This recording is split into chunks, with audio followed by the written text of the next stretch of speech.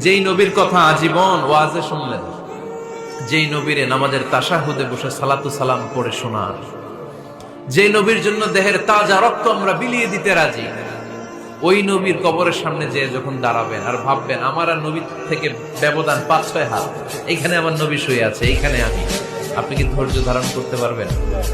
কথা বলেন, নিজেকে সামলে রাখতে পারবেন?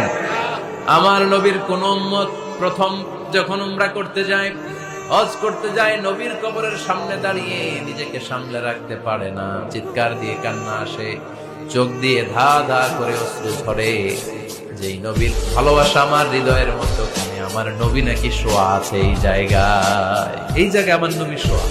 সহ্য হয় না, বুক ফেটে চিৎকার আসে, কিন্তু চিৎকার দেয়া যায় না। কারণ যে আয়াতের তাফসীর আপনাদেরকে শোনাচ্ছি, এই আয়াতটা বিষ্ণুবীর কবরের উপরে লেখা, লা তারফাউ আসওয়াতাকুম ফাওকা সাওত।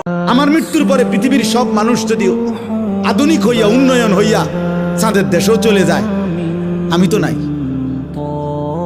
আমি তো নাই, আমি তো নাই। অতএব আমি যদি আমার কবর ভুলে যাই, আখিরাত ভুলে যাই, আমি যদি আমার মৃত্যু পরবর্তী জীবন ভুলে যাই, আমি যদি আমার গন্তব্য ভুলে যাই, খোদার কসম আব্বা, ভুলে গেলেও তো মৃত্যু হবে, চোখ বন্ধ রাখলেও মৃত্যু হবে, সুখে থাকলেও মৃত্যু হবে। তাহলে যেই সত্য আমাকে গ্রহণ করতেই হবে, মৃত্যু, কবর, আখিরাত, আমি সেটা ভুলবো কেন?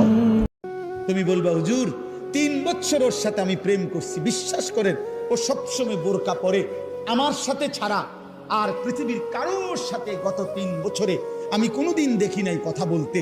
না না যুবক, তোমার লগে যদি কোনো মেয়ে বোরকা পরে কিন্তু বিবাহ বহির্ভূত কথা বলে, সম্পর্ক করে, প্রেম নামে